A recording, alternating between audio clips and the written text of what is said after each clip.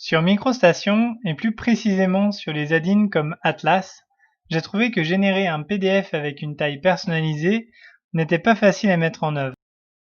Dans l'onglet Impression, on a la surface d'impression en millimètres. Ce n'est pas très pratique quand on doit calculer la taille papier en fonction de l'échelle de notre plan dans l'espace objet. Par exemple, si je mets l'échelle à 0,2, on voit bien que ma surface papier n'est pas adaptée à ce que je souhaite imprimer. Donc voici l'outil. On retrouve bien les valeurs de mon ancienne configuration avec deux valeurs.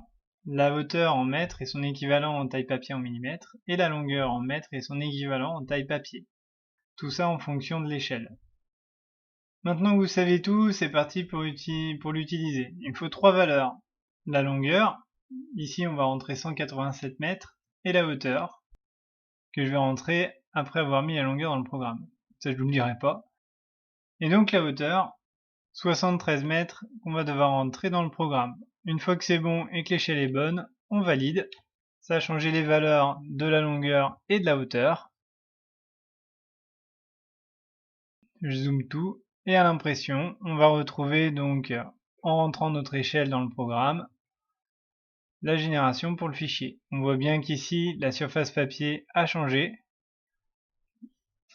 en fonction de notre outil où les valeurs ont bien changé.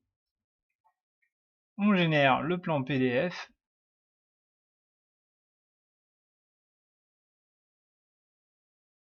Et voilà. Donc là, on a bien les contours qui sont dans le cadre.